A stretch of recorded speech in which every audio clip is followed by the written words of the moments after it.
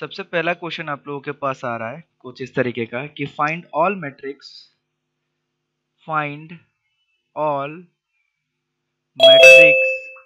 ठीक है विच can commute commute का मतलब मैंने बताया था which can commute with A equal to 1 3 2 4। हमें वो सारे मैट्रिक्स फाइंड आउट करने हैं जो ए के साथ कम्यूट। ठीक है, कम्यूट का मतलब सबको मैंने लास्ट क्लास में पढ़ा दिया था कि कम्यूट का मतलब क्या होता है। ठीक है, आप लोगों के पास 2 मिनट का समय है, फटाफट इसका आंसर निकाल के बताइए क्या होगा।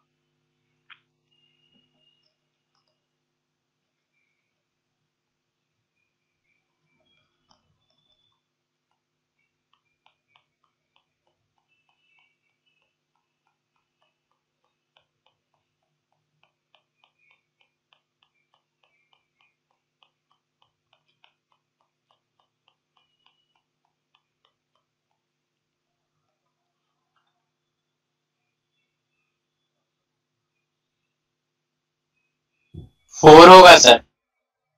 4 हमें मैट्रिक्स निकालने के लिए दिया गया, मैट्रिक्स 4 थोड़ी होता है। क्वेश्चन पढ़ो अच्छे से, फाइंड ऑल मैट्रिक्स बोला गया है। सर मैंने मतलब कि नंबर ऑफ टोटल मैट्रिक्स बताया।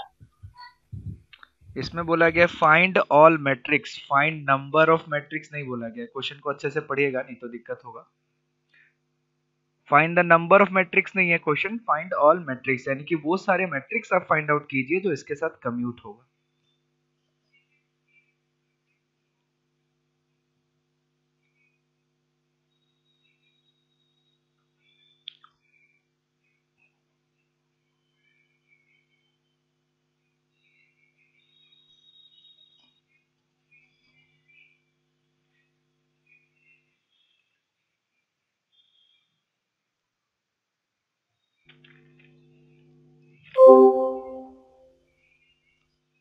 ठीक है, चलिए ध्यान से देखिए।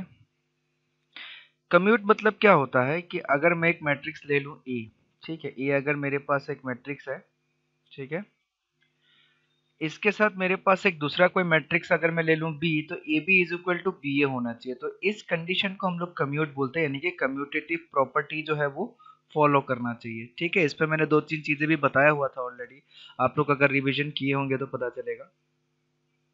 ठीक है, अब ध्यान से देखिएगा, ये होता है हमारा कम्यूट प्रॉपर्टी। हमें एक चीज पता चल गया है कि हमारा ए जो है, ए हमारे पास क्या है, ए हमारे पास है 1 3 2 4। ठीक है, उसके बाद कोई एक मैट्रिक्स बी इसमें इस तरीके से मल्टीप्लाई होना चाहिए, फिर बी इंटू ए इस तरीके से कोई एक मैट्रिक्स आना चाहिए 1 3 2 4।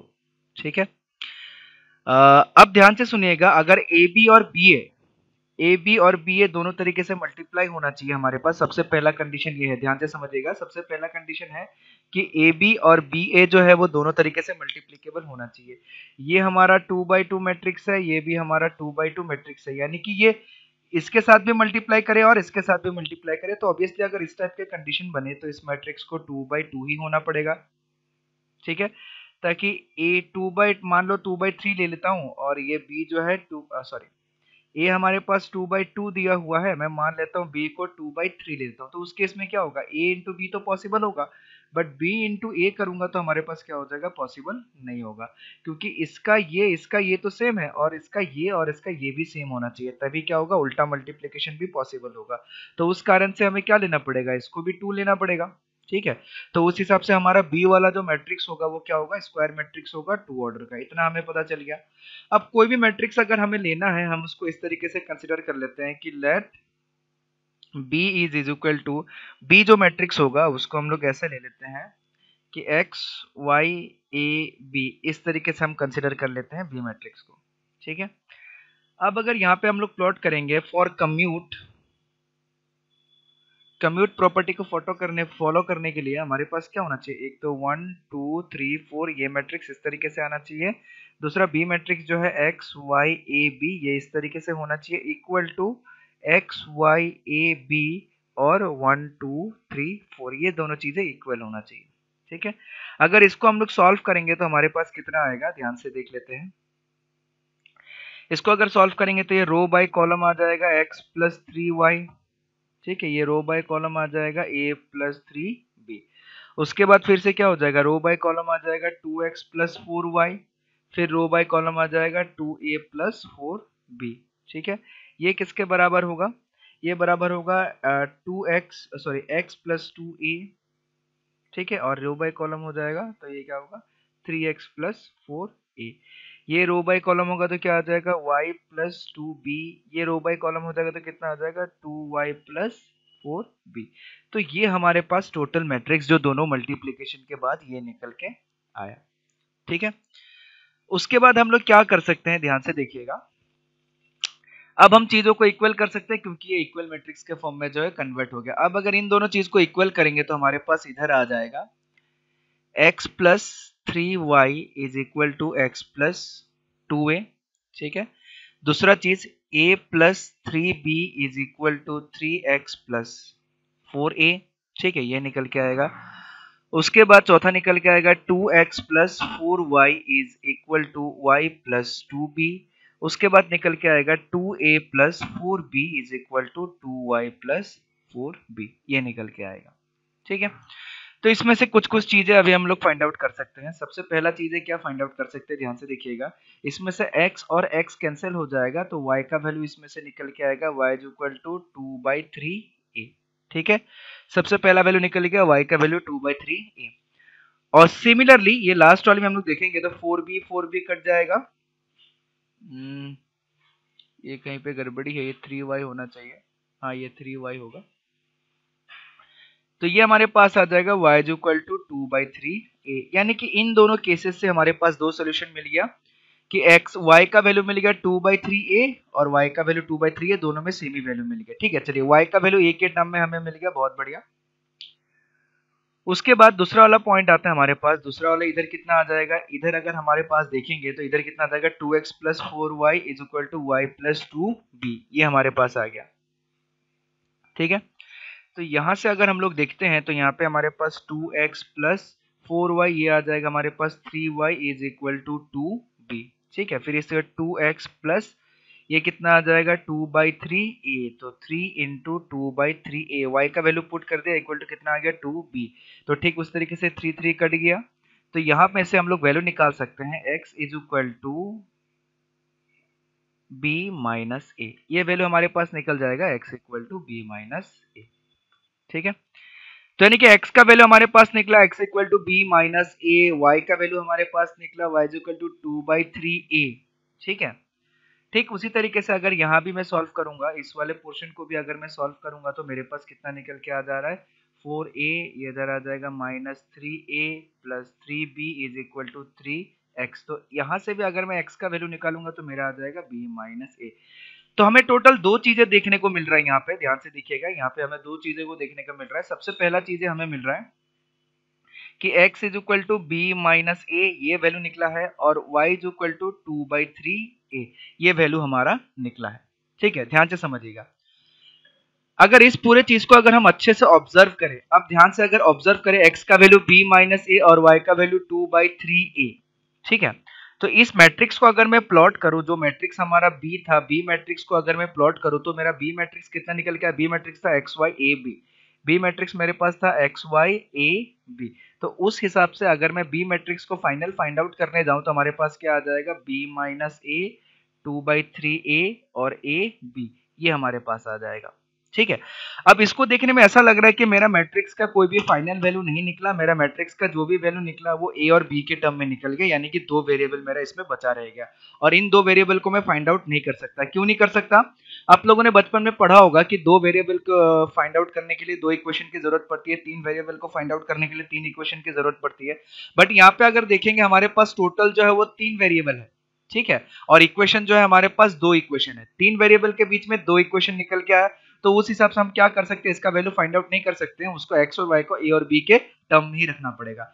अब अगर a और b का वैल्यू इनफाइनाइट हो जाता है, अब अगर a और b का वैल्यू इनफाइनाइट ही होगा, क्यों इनफाइनाइट होगा, क्योंकि ये वेरिएबल हमने कंसीडर किया, वेरिएबल क्या हो सकता है, कोई भी रियल नंबर हो सकता है, ठीक है।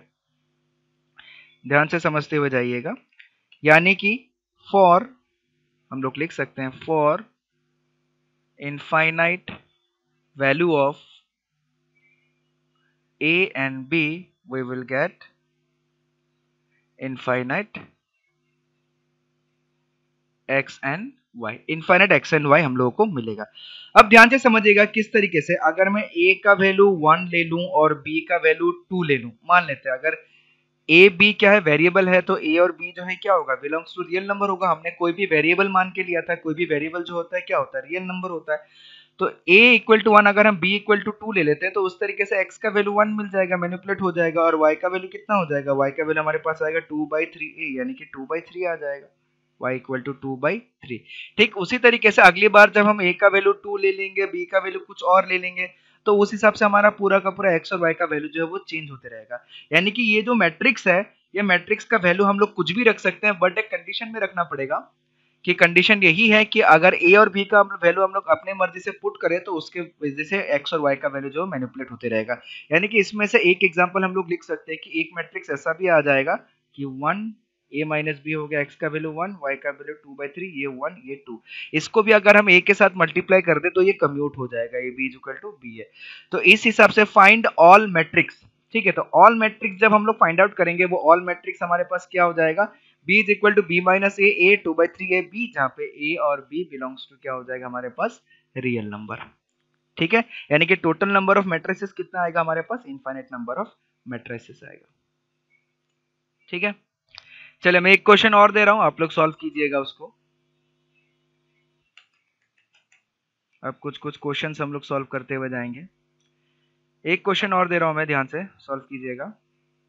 क्वेश्चन ऐसा दिया गया है कि a हमारे पास दिया गया है अल्फा 0 1 1, बड़ा ही आसान सा क्वेश्चन है, और b हमारे पास दिया गया है 1 0 5 1।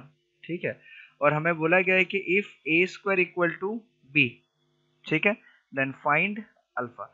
अगर a square equal to b है तो अल्फा का वैल्यू फाइंड आउट कीजिए। आपके पास 2 मिनट का समय है, सिंपल मल्टीप्लिकेशन पे ये क्वेश्चन है, फटाफट इसका वैल्यू फाइंड आउट कीजिए।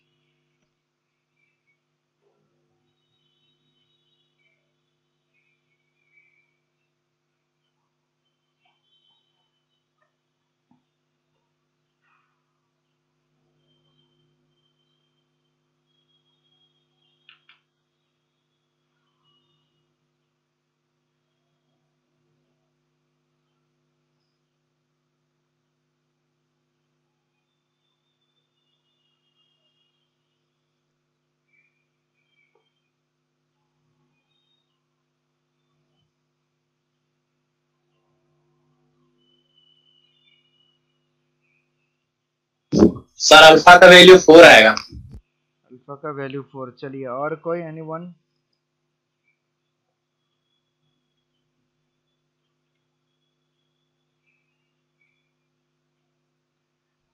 आदित्य गुप्ता, आदित्य सिंह, अमृता, आनंद, मौसम, निखिल, रिया, यस सर 4 आ रहा है। 4 आ रहा है। Mister Gupta sir 4। Yes sir बना रहे हैं सर। एक भाई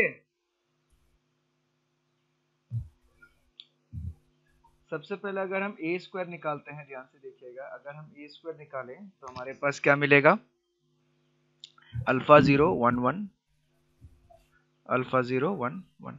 ठीक है, उस हिसाब से हमारे पास कितना आ जाएगा, ये मल्टीप्लाई करेगा तो इधर आ गया अल्फा स्क्वायर, ये मल्टीप्लाई करेगा तो इधर आ गया 0।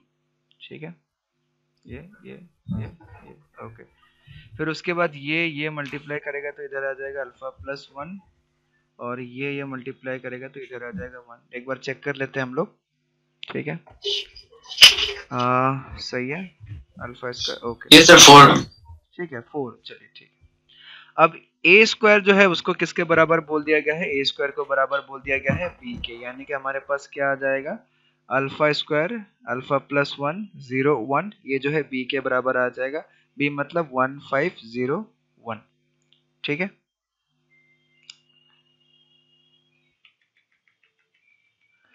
अब अगर इसको हम लोग सॉल्व करेंगे तो हमारे पास क्या निकल रहा है, सबसे पहला कि उसका करस्पॉन्डिंग एलिमेंट इक्वल होगा, तो alpha square equal to 1, alpha square equal to 1 मतलब अल्फा का वैल्यू प्लस माइनस 1। ठीक है। दूसरा 0 0 है, कोई फर्क नहीं पड़ता। 1 1 है, कोई फर्क नहीं पड़ता। तीसरा अल्फा प्लस 1 इक्वल टू हमारे पास दिया गया है 5, यानी कि अल्फा वैल्यू कितना निकल गया 4। तो एक ही इक्वेशन में अल्फा का दो वैल्यू निकल रहा है, ठीक है। एक ही इक्वेशन में अल्फा का दो वैल्यू निकल रहा है। एक बोल रहा है कि अल्फा का वैल्यू प्लस माइनस 1 होना चाहिए और दूसरा बोल रहा है कि अल्फा का वैल्यू 4 होना चाहिए। अल्फा का वैल्यू अगर 4 रखूंगा तो सिर्फ ये वाले पार्ट को सेटिस्फाई करेगा, ये ऊपर वाले पार्ट को सेटिस्फाई नहीं करेगा, ठीक है। और अगर अल्फा का वैल्यू मैं 1 रखूंगा, ध्यान से देखिए, अगर अल्फा का वैल्यू मैं 1 रखूंगा तो सिर्फ ये ऊपर वाले पार्ट को सेटिस्फाई करेगा, ये नीचे वाला अल्फा प्लस 1 इक्वल टू 5 को सेटिस्फाई नहीं करेगा। लेकिन अल्फा अगर मैं किसी चीज को इक्वल बोलूं तो अल्फा का एक ही वैल्यू होना चाहिए जो सारे कंडीशन को सेटिस्फाई करे। ऐसा नहीं कि अल्फा इसके लिए अलग वैल्यू रखेंगे और अल्फा इसके लिए अलग वैल्यू रखेंगे, ठीक है। तो इस कारण से हमें क्या देखने को मिल रहा है कि अल्फा का दो वैल्यू आ रहा है, दोनों अलग अलग वैल्यू आ रहा है। एक बोल रहा है कि अल्फा का वैल्यू 4 होना चाहिए, दूसरा बोल रहा है अल्फा का वैल्यू प्लस माइनस 1 होना चाहिए, जिसके वजह से क्या दोनों अपने एक दूसरे को कॉन्ट्राडिक्ट कर रहा है। और अगर दोनों एक दूसरे को कॉन्ट्राडिक्ट कर रहा है, कोई भी चीजें सेटिस्फाई नहीं कर रहा है, तो अल्फा का मतलब नो सोल्यूशन, अल्फा का कोई भी सोल्यूशन नहीं निकलेगा, ठीक है। तो इसीलिए करने से पहले अच्छे से सारा चीज चेक कर लीजिए। चलिए एक और क्वेश्चन दे रहा हूं, इस बार सॉल्व करके बताइए। इस बार थोड़ा सा आसान क्वेश्चन है।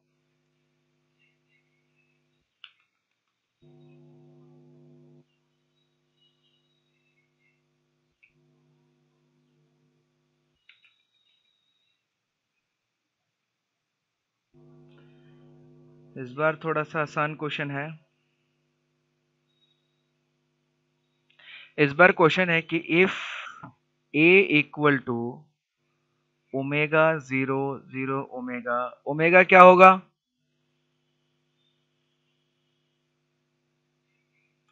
ओमेगा क्या होगा? 1 प्लस ओमेगा स्क्वायर। मैं पूछ रहा हूं ओमेगा क्या होगा? What is omega? बोलिए। आदित्य गुप्ता का साउंड नहीं आ रहा है।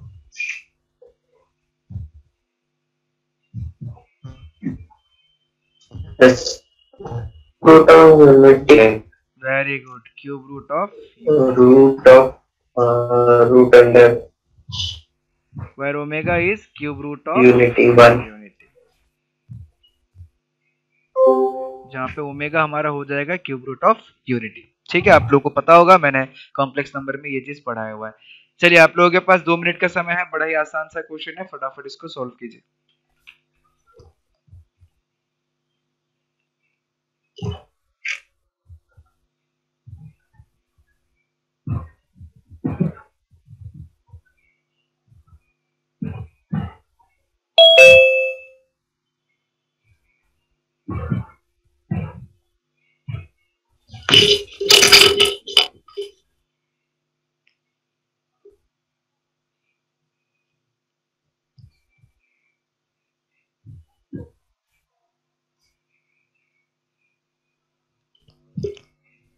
कितना आया?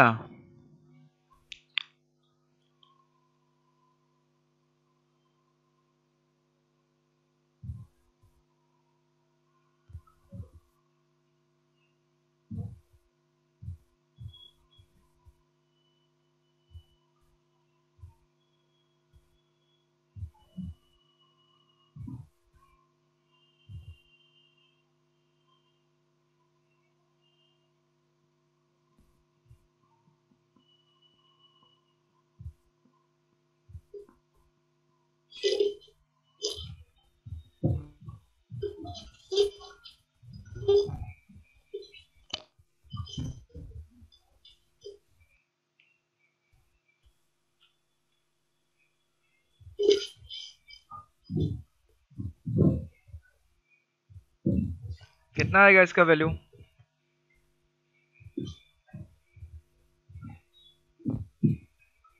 चलिए इसको बताइए। a टू द पावर 70 मतलब क्या हो जाएगा? ए ए आया आंसर 0। 0? अरे बेवकूफ, ये मैट्रिक्स है, मैट्रिक्स का भी 0 होता है।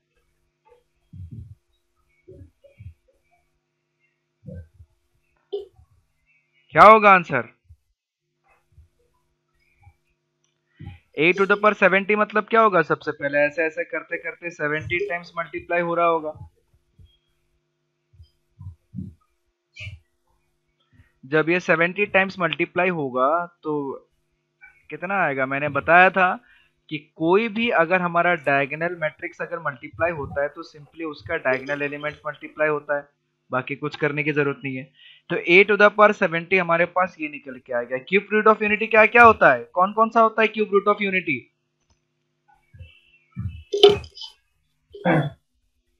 Sir 1 omega square. 1 ओमेगा और ओमेगा स्क्वायर, फिर उसके बाद उसको आगे बढ़ाए तो सेम चीजें सर्कल में बढ़ते फिर रहता है। 1 ओमेगा 1 ओमेगा ओमेगा स्क्वायर इस तरीके से बढ़ते रहेगा। ठीक है, ये कब? जब ओमेगा का पावर हमारा 1 होगा। ये सॉरी, ये कब 1 होगा? उसके बाद ये ओमेगा पावर 1 ओमेगा पावर 2, ये कब? जब ओमेगा का पावर 3, ये कब? जब ओमेगा का 3 पावर 4, ये कब? जब ओमेगा पावर 5, ये कब? जब ओमेगा पावर 6, ये ओमेगा पावर 7, ये ओमेगा पावर 8, इस तरीके से जाते तीन तीन के साइकिल में बढ़ता है। अगर तीन तीन के साइकिल में बढ़ता है तो हम लोग क्या करेंगे? 3 से डिवाइड करेंगे। मैं ये चीज बहुत पहले बता चुका हूँ। ठीक है, हम 3 से डिवाइड करेंगे, 3 से डिवाइड करेंगे, अगर रिमाइंडर हमारा 1 आया तो हमारा वैल्यू 1 होगा, अगर रिमाइंडर हमारा 2 आया तो ओमेगा होगा, अगर रिमाइंडर हमारा 0 हो गया तो हमारा क्या हो जाएगा? ओमेगा स्क्वायर वैल्यू आ जाएगा। अब अगर 70 को 3 से डिवाइड करें, 70 को 3 से डिवाइड करें तो रिमाइंडर कितना आ रहा है? 1 70 को 3 से डिवाइड करने पे, ओ सॉरी सॉरी, मैंने एक चीज गड़बड़ कर दिया। ठीक है, एक चीज गड़बड़ कर दिया। 3 को डिवाइड करेंगे तो रिमाइंडर 0, रिमाइंडर 0 आएगा तो ये आएगा, रिमाइंडर 1 आएगा तो ये आएगा, रिमाइंडर 2 आएगा तो ये आएगा।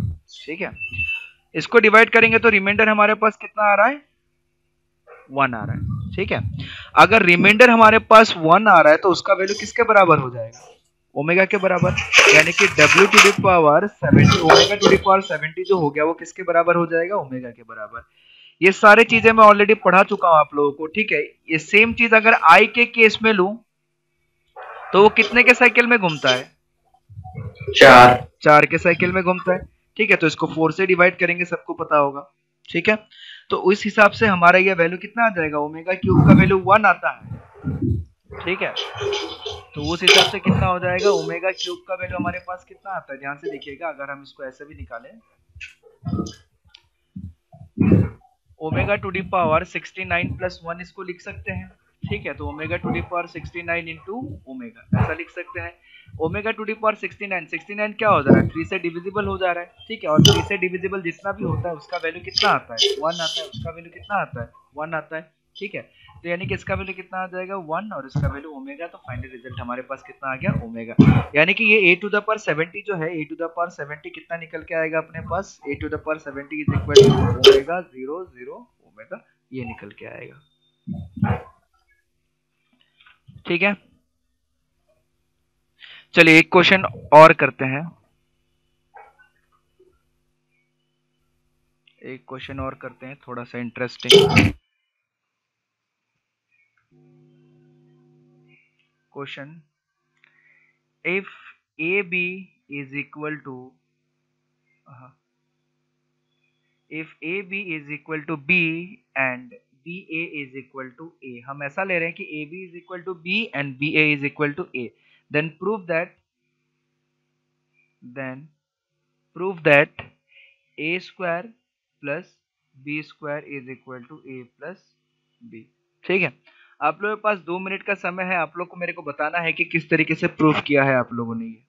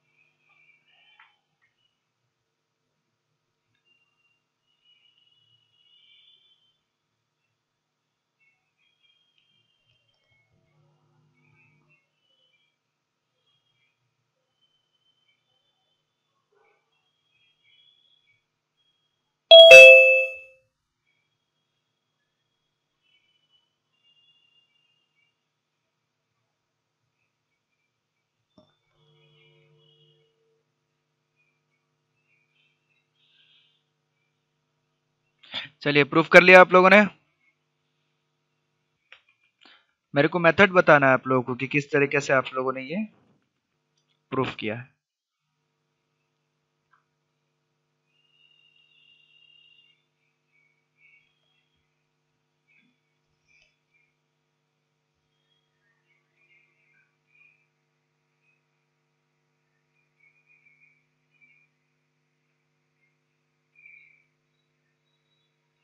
वाह,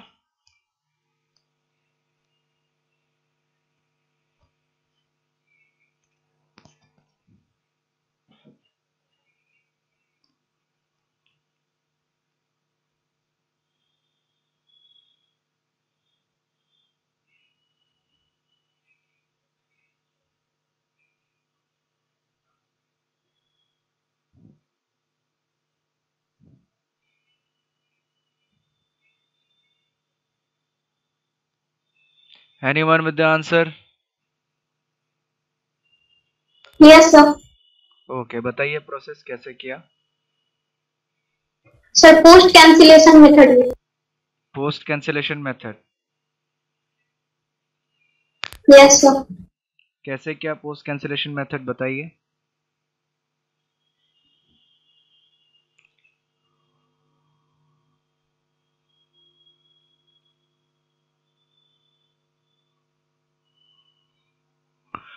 बताइए किस तरीके से पोस्ट कैंसिलेशन मेथड को अप्लाई किया और किस तरीके से इन दोनों का आपने इस्तेमाल करके इसको प्रूफ करके बताया कि ये होता है।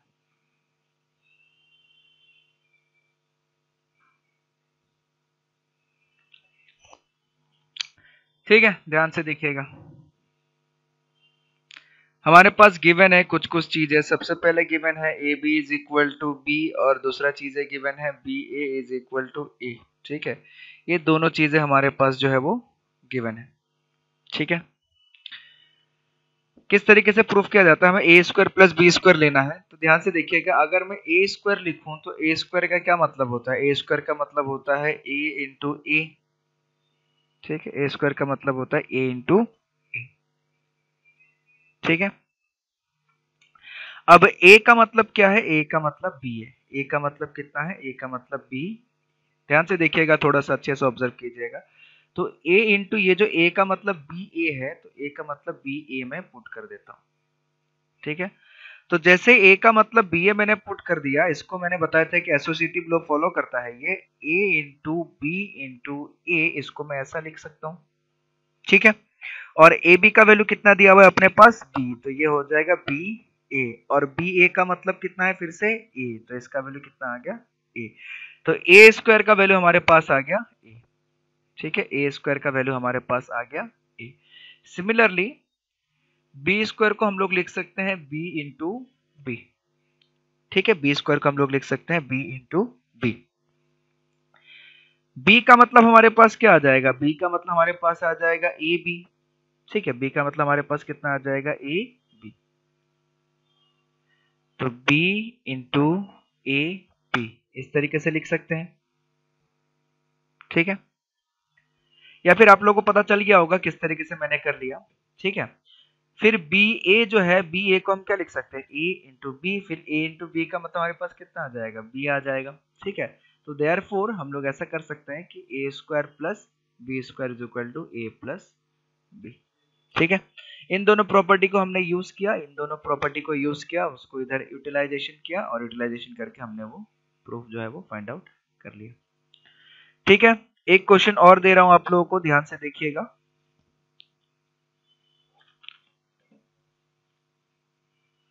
क्वेश्चन कुछ इस तरीके का है।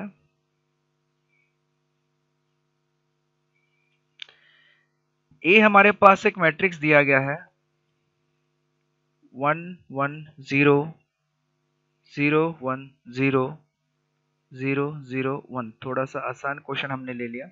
हमें बोला गया है कि find a to the power n। हमें a का वैल्यू दिया गया है और हमें a to the power n का वैल्यू फाइंड आउट करना है। फाइंड आउट करके बताइए कितना होता है फटाफट।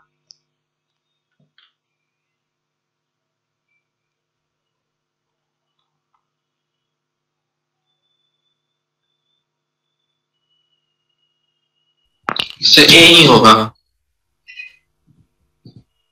अच्छे से सॉल्व कीजिए, इतना फटाफट जवाब मत दीजिए, अभी मैंने क्वेश्चन दिया है, सॉल्व कीजिए उसको।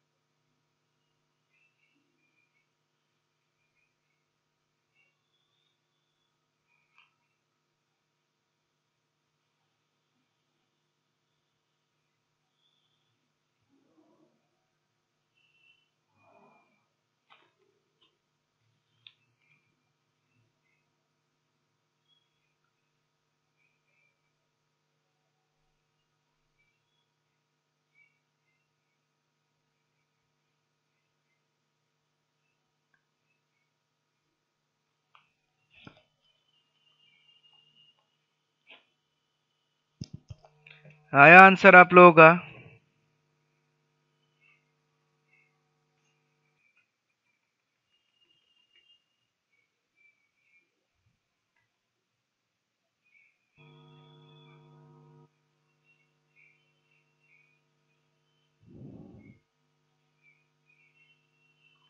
ठीक है, ध्यान से देखिएगा।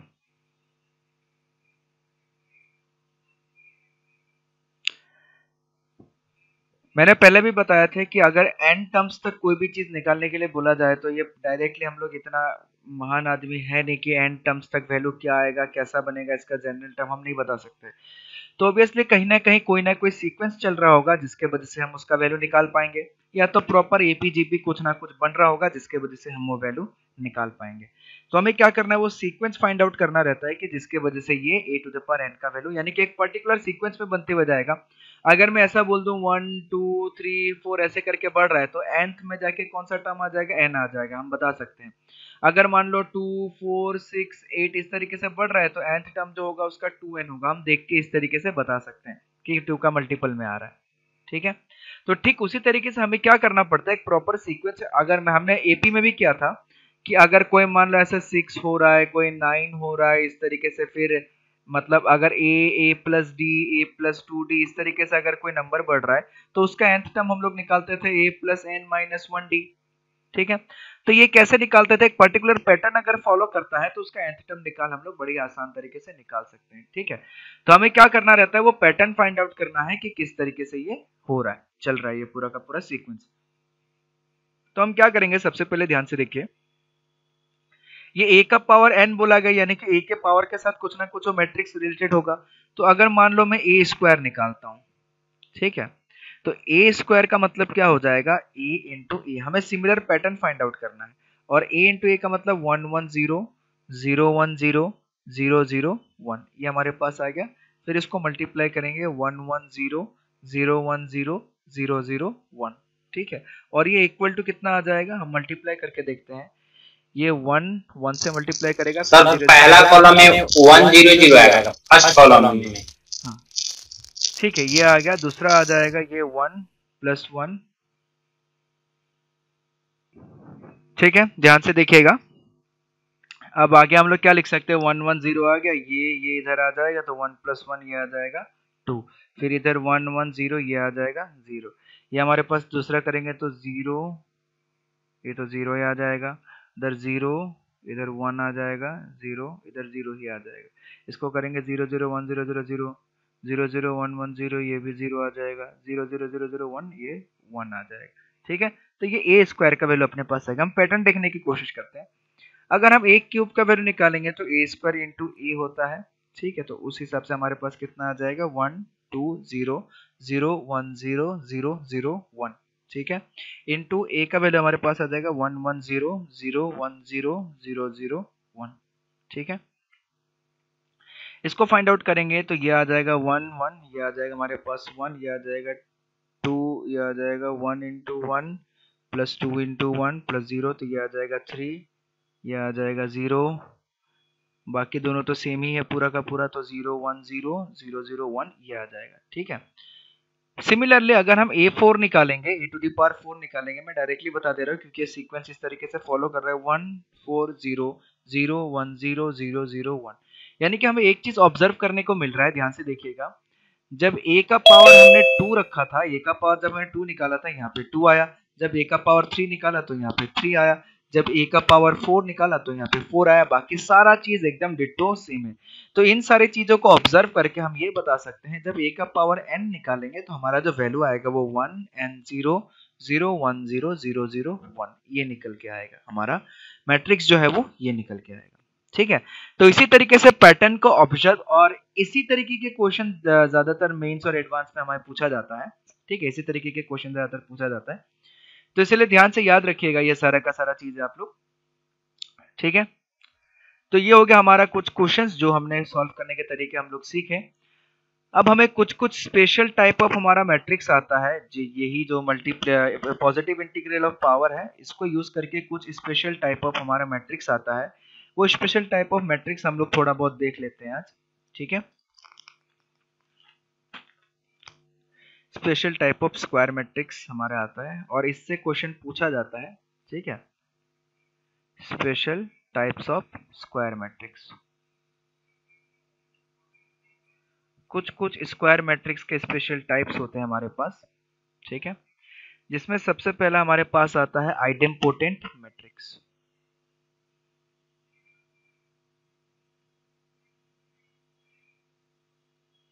ठीक है, सबसे पहला हमारे पास आता है आइडेम्पोटेंट मैट्रिक्स।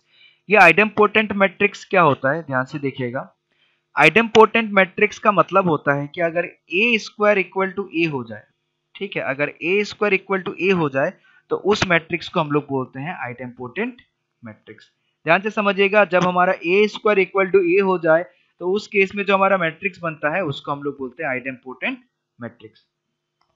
ठीक है, कोई भी ऐसा मैट्रिक्स जिसका स्क्वायर उसी के बराबर हो, उसी मैट्रिक्स के बराबर आ जाए, तो उस टाइप के मैट्रिक्स को हम लोग बोलते हैं आइडेम्पोटेंट मैट्रिक्स।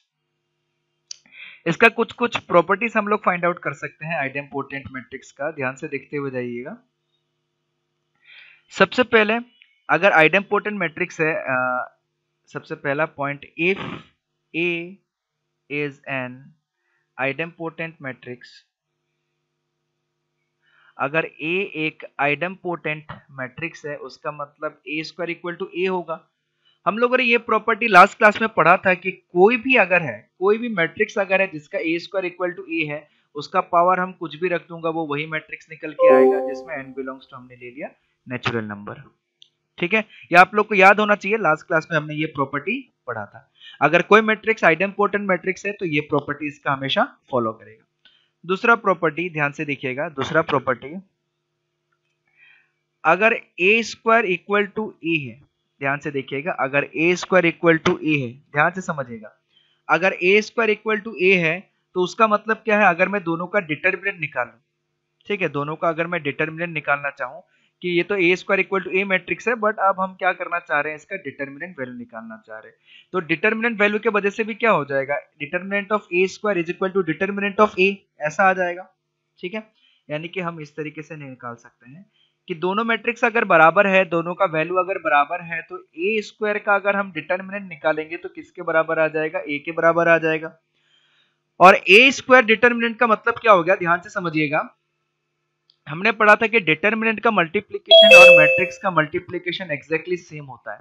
ठीक है, बस मैट्रिक्स क्या होता है, सिर्फ रो और कॉलम के बीच में मल्टीप्लाई होता है, और डिटरमिनेंट जो होता है उसका हम लोग रो कॉलम कॉलम रो रो रो कॉलम कॉलम सबसे मल्टीप्लाई कर सकते हैं। ठीक है, बट रो कॉलम भी अगर इसका एक तरीका है डिटरमिनेंट मल्टीप्लिकेशन का, तो रो कॉलम इसका भी तरीका है, तो ये दोनों सेम तरीके से मल्टीप्लाई होता है, बस मैट्रिक्स के फॉर्म में क्या मैट्रिक्स से रह जाता है और डिटरमिनेंट के केस में क्या आ जाता है, हमें वैल्यू आ जाता है। ठीक है, तो ध्यान से समझिएगा। हम क्या कर रहे हैं, अगर मेरा कोई स्क्वायर मैट्रिक्स ए के बराबर है, कोई मैट्रिक्स दो मैट्रिक्स के बराबर है, मतलब उसका सारा करस्पॉन्डिंग एलिमेंट्स बराबर है, यानी कि दोनों सेम मैट्रिक्स हो गया। तो अगर उसका मैं डिटर्मिनेंट निकालूंगा पहले वाले का और दूसरे वाले का, दोनों सेम वैल्यू देगा, ठीक है। और दूसरा चीज, अगर ए स्क्वायर है यानी कि दो मैट्रिक्स मल्टीप्लाई होके किया गया है, अगर दोनों मैट्रिक्स को अलग अलग करो तो इसको हम लोग ए स्क्वायर इक्वल टू ए ऐसा भी लिख सकते हैं, ठीक है। अब डिटर्मिनेंट जो है, डिटर्मिनेंट क्या है, डिटर्मिनेंट एक वैल्यू है, अगर डिटर्मिनेंट एक वैल्यू है तो उसको हम लोग ऐसा भी लिख सकते हैं इक्वल टू 0। अब ये नल मैट्रिक्स नहीं है, अब ये 0 जो है वो वैल्यू है। अब यहाँ पे से हम लोग क्या कर सकते हैं, determinant of A minus 1 equal to 0 ऐसा लिख सकते हैं। तो either determinant of A equal to 0 और determinant of A equal to 1, हमारे पास दो वैल्यू निकलता है, either determinant of A equal to 0 और determinant of A equal to 1। इससे हमें ये समझ में आता है कि अगर कोई भी आइडेम्पोटेंट मैट्रिक्स है, अगर कोई आइडेम्पोटेंट मैट्रिक्स है तो उसका डिटर्मिनेंट का जो वैल्यू है वो आइदर 1 निकलेगा या फिर 0 निकलेगा, ठीक है। If A is an idempotent matrix, अगर ए एक आइडेम्पोटेंट मैट्रिक्स है, देन उस केस में हम लोग बता सकते हैं कि डिटर्मिनेंट ऑफ ए जो होगा विल बी आइदर 0 और 1। डिटर्मिनेंट का जो उसका वैल्यू आएगा या तो 0 आएगा या फिर उसका वैल्यू जो है वो 1 निकल के आएगा, ठीक है। ये चीज हमने यहाँ पे प्रूफ किया। एक और प्रॉपर्टी हम लोग देखते हैं इसमें, ठीक है, आइडेम्पोटेंट मैट्रिक्स का एक और प्रॉपर्टी हम लोग देखते हैं। ये प्रॉपर्टी नंबर 1, प्रॉपर्टी नंबर 2 हमने देख लिया, प्रॉपर्टी नंबर 3 हम लोग देखते हैं। अगर हम ऐसा ले लेते हैं कि if determinant of A not equal to 0, ठीक है, तो obviously determinant of A equal to 1 होगा, और उस हिसाब से आइडेम्पोटेंट के हिसाब से हमारे पास क्या है, A square is equal to A है। ध्यान से समझिएगा, आइडेम्पोटेंट के हिसाब से A square equal to A, A square equal to A है, उसको हम लोग A into A equal to A ऐसा लिख सकते हैं, ठीक है। उसके बाद मैंने कुछ pre cancellation law, post cancellation law, ये चीज भी मैंने बताया था, ठीक है। तो उस हिसाब से हमारा क्या हो सकता है, ध्यान से देखिएगा, ए इनवर्स अगर हम लोग मल्टीप्लाई करते हैं, ये इनवर्स इंटू ए ऐसा आ जाएगा। अगर हम इन दोनों को ले लेंगे तो हमारे पास कितना आ जाएगा, आई इंटू ए, और ये कितना आ जाएगा, आई, और आई के साथ कोई भी मैट्रिक्स मल्टीप्लाई करे हमेशा वही मैट्रिक्स निकल के आता है, तो ए इक्वल टू कितना हो जाएगा, आई हो जाएगा, ठीक है। तो यानी कि क्या समझ में आ रहा है, ध्यान से समझिएगा, यानी कि अगर हमारा मैट्रिक्स नॉन सिंगुलर है, ध्यान से समझिएगा, अगर मैट्रिक्स हमारा नॉन सिंगुलर है, नॉन सिंगुलर मतलब अगर ऐसा आइडेम्पोटेंट मैट्रिक्स है, ध्यान से समझिएगा, ऐसा आइडेम्पोटेंट मैट्रिक्स है जिसका डिटर्मिनेंट नॉट इक्वल टू 0 आ रहा है, डिटर्मिनेंट का वैल्यू दो ही हो सकता है, आइदर 1 और आइदर 0। तो ऐसा आइडेम्पोटेंट मैट्रिक्स है जिसका डिटर्मिनेंट का वैल्यू क्या 0 नहीं आ रहा है, ठीक है। तो अगर डिटरमिनेंट का वैल्यू 0 नहीं आ रहा है, अब जो मैट्रिक्स बन के निकलेगा वो मैट्रिक्स क्या बन के निकलेगा, वो मैट्रिक्स निकलेगा आइडेंटिटी मैट्रिक्स, ठीक है। तो इस चीज को भी समझिएगा, इसको हम लोग लिख सकते हैं कि if A is non singular, if A is non-singular idempotent matrix, if A is non-singular idempotent matrix, then A is equal to I। अगर A एक नॉन सिंगुलर आइडेम्पोटेंट मैट्रिक्स हुआ तो उसका मतलब A कैसा मैट्रिक्स होगा, A एक identity matrix होगा, ठीक है। ध्यान से याद रखिएगा, सबसे पहला मैट्रिक्स हमने कौन सा पढ़ा, हमने पढ़ा आइडेम्पोटेंट मैट्रिक्स, ठीक है। ठीक इसी तरीके से स्पेशल टाइप ऑफ जो दूसरा मैट्रिक्स आता है, ध्यान से देखिएगा, इसी तरीके से स्पेशल टाइप ऑफ जो दूसरा मैट्रिक्स आता है उसको हम लोग बोलते हैं इनवॉल्यूटरी मैट्रिक्स, ठीक है।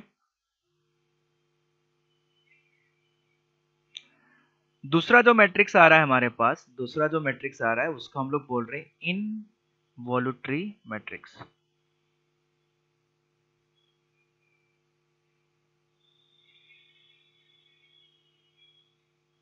ठीक है।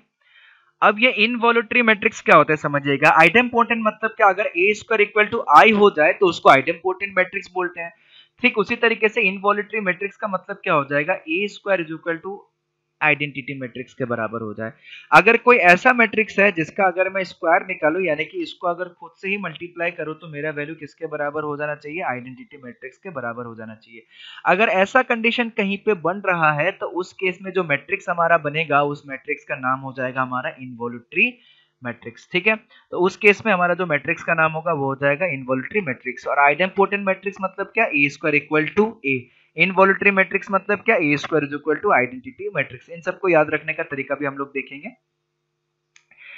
इसमें अगर पॉइंट्स देखें हम लोग, इसमें क्या क्या पॉइंट्स हम लोग फाइंड आउट कर सकते हैं, तो सबसे पहला पॉइंट्स हम देख सकते हैं, हमारे पास A square is equal to I N, यानी कि आई ही डायरेक्ट हम लोग लिख सकते हैं। अगर अब इसका मैं डिटर्मिनेंट निकालूं, तो इसका डिटर्मिनेंट निकालूं तो आई का डिटर्मिनेंट, ठीक है, यानी कि इसको हम लोग लिख सकते हैं डिटर्मिनेंट ऑफ ए का स्क्वायर। आई का डिटर्मिनेंट वैल्यू जो होगा वो कितना होगा, 1 होगा। आइडेंटिटी मैट्रिक्स का डिटर्मिनेंट वैल्यू कितना आएगा, 1 आएगा।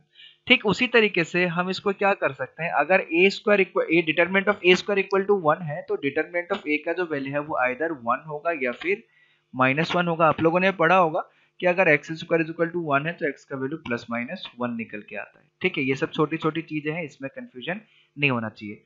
ठीक उसी तरीके से अगर determinant of A square equal to 1 है, क्योंकि डिटर्मिनेंट एक वैल्यू को रिप्रेजेंट करता है, तो डिटर्मिनेंट का वैल्यू क्या होना चाहिए, आइदर 1 और -1। तो इससे हमें ये समझ में आ गया कि अगर ए एक इनवॉल्यूटरी मैट्रिक्स है तो उस केस में, ध्यान से सुनिएगा, अगर ए एक इनवॉल्यूटरी मैट्रिक्स है तो उस केस में उसका वैल्यू क्या निकलेगा, आइदर 1 और -1 निकल के आएगा। ठीक है, और अगर ए एक आइडेम्पोटेंट मैट्रिक्स है तो उसका वैल्यू, डिटरमिनेंट वैल्यू आइदर 0 या फिर 1 निकल के आएगा। नोट में दूसरा पॉइंट यहाँ पे देख सकते हैं हम लोग, ध्यान से देखिएगा। नोट में दूसरा पॉइंट हमारे पास क्या था, A square is equal to I N, ये हमारा था इनवॉल्यूटरी मैट्रिक्स। अगर मैं प्री कैंसिलेशन लो दोनों तरफ लगा दूं तो हमारे पास क्या निकल के आएगा, इसको हम लोग लिख सकते हैं a into A is equal to I N, ऐसा लिख सकते हैं। अगर हम प्री कैंसिलेशन लॉ यूज करें तो a inverse into A is equal to A inverse into I N, ऐसा आ जाएगा। ठीक है, इन दोनों को मर्ज करके हम लोग लिख सकते हैं आई एन इंटू ए, और इसका वैल्यू क्या आ जाएगा, A inverse into I N. अब हमें पता है कि आइडेंटिटी मैट्रिक्स के साथ जो भी मैट्रिक्स मल्टीप्लाई करता है फाइनली जाके वही मैट्रिक्स निकल के आता है। तो यानी कि इसका मतलब हम लोग लिख सकते हैं ये हो गया ए और ये हो गया हमारा ए इनवर्स। ठीक है, तो ये एक बहुत ही स्पेशल प्रॉपर्टी है कि अगर एक इनवॉल्यूटरी मैट्रिक्स हुआ तो इनवॉल्यूटरी मैट्रिक्स जो होता है वो अपने इनवर्स के बराबर होता है। इनवॉल्यूटरी मैट्रिक्स जो होता है वो हमेशा अपने इनवर्स के बराबर होता है। ध्यान से समझिएगा, इनवॉल्यूटरी मैट्रिक्स जो होता है वो हमेशा अपने इनवर्स के बराबर होता है। ठीक है, ये हमारा दूसरा पॉइंट हमने फाइंड आउट कर लिया। पहला पॉइंट हमने फाइंड आउट कर लिया कि इनवॉल्यूटरी मैट्रिक्स का जो डिटर्मिनेंट का वैल्यू होगा वो आइदर 1 या फिर -1 होगा। इनवॉल्यूटरी मैट्रिक्स जो होगा वो हमेशा अपने इनवर्स के बराबर होगा। इनवॉल्यूटरी मैट्रिक्स हमेशा अपने इनवर्स के बराबर होगा। तीसरा पॉइंट हम देखते हैं कि तीसरा पॉइंट हम लोग क्या फाइंड आउट कर सकते हैं इस इनवॉल्यूटरी मैट्रिक्स में। तीसरा पॉइंट हमारे पास आ जाता है कि A square equal to I N, ये हमारा इनवॉल्यूटरी मैट्रिक्स है। ठीक है, अगर ये इनवॉल्यूटरी मैट्रिक्स है तो अगर इसका क्यूब निकालें, ए क्यूब इक्वल टू कितना हो जाएगा, A square into I, sorry A square into ए, और ए स्क्वायर का वैल्यू कितना है आई, तो I into A equal to किसके बराबर आ जाएगा, ए के बराबर आ जाएगा। यानी कि इसका ए क्यूब जो है वो ए के बराबर आ जाएगा। ठीक है, अब ध्यान से एक चीज ऑब्जर्व कीजिएगा, अगर मैं ए टू द पावर 4 निकालूं तो ए टू द पावर 4 मतलब ए स्क्वायर इंटू ए स्क्वायर। ठीक है, A square into A square मतलब आई इंटू आई इंटू आई मतलब फाइनली कितना आ जाएगा, आई। ठीक है, अब मान लो ए टू द पावर 5 निकालता हूं, तो ए टू द पावर 5 निकालूंगा तो A to the power 4 into I, A to the power sorry A to the power 4 into A to the power 4 into A to the power 4 into A मतलब A to the power 4 का value कितना निकल चुका है, I, तो I into A is equal to कितना आ गया, ए। अब ध्यान से एक चीज ऑब्जर्व कीजिएगा कि जब भी हमारा पावर इवन था तो आई निकल रहा था, पावर ऑड था तो हमारे पास ए निकल रहा था। ठीक है, पावर इवन था तो वैल्यू आई निकल रहा था, पावर ऑड था तो वैल्यू ए निकल रहा है। फिर से अगर आगे हम लोग करके देखेंगे कि ए टू द पावर 6, तो इसको लिख सकते हैं A to the power 5 into A to the power 5 का मतलब ए इंटू ए मतलब ए स्क्वायर का मतलब कितना हो गया, आई। ठीक है, तो यानी कि हमें अभी समझ में आ रहा है कि अगर कोई इनवॉल्यूटरी मैट्रिक्स है उसका अगर हम लोग इवन पावर निकालेंगे तो वो हमेशा एक आइडेंटिटी मैट्रिक्स होगा, और उसका अगर हम लोग ऑड पावर निकालेंगे तो हमेशा उसका वैल्यू मैट्रिक्स ए के बराबर आएगा। ठीक है, तो यानी कि इसको हम लोग थोड़ा सा समराइज करके ऐसे लिख सकते हैं कि a to the power 2n जो होगा वो हमेशा i के बराबर आएगा। ठीक है, यानी कि इसको हम लोग ब्रैकेट में लिख देते हैं इवन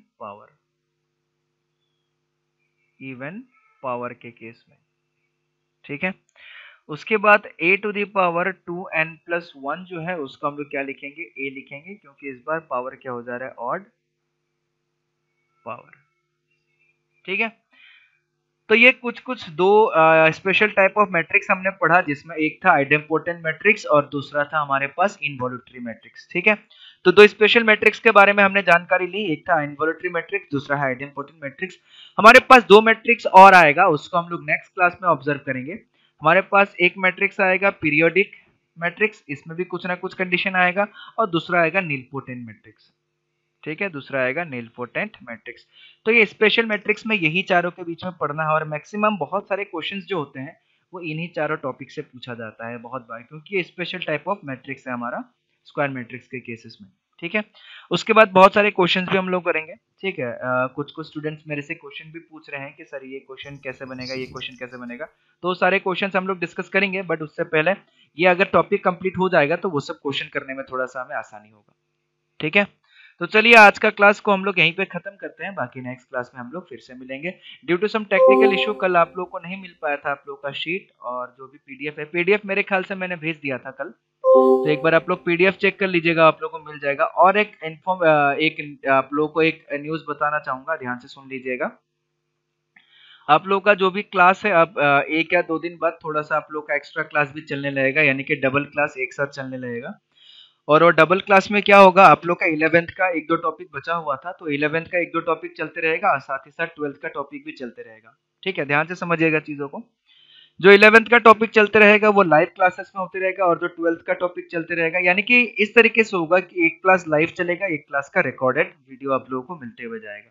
ठीक है, तो इसीलिए ध्यान रखिएगा, अब एक या दो दिन से हम लोग एक टाइम शेड्यूल बनाया कि इस टाइम पे आप लोग का रिकॉर्डेड वीडियो आएगा, और इस टाइम पे आप लोग का लाइव क्लासेस का टाइम तो सबको शेड्यूल ही है, 9 बजे से होना ही है। ठीक है, और एक टाइम पे क्या होगा, मान लीजिए 9 बजे क्लास हो गया, फिर 10 या 11 बजे या 12 बजे जब आप लोग का तीनों क्लास खत्म हो जाता है, तो उसके बाद आप लोग का एक वीडियोस भी आ जाएगा। ठीक है, तो इसी तरीके से दोनों चीजें हम लोग मैनेज करते रहेंगे, दो दो क्लास एक साथ मैनेज करते रहेंगे।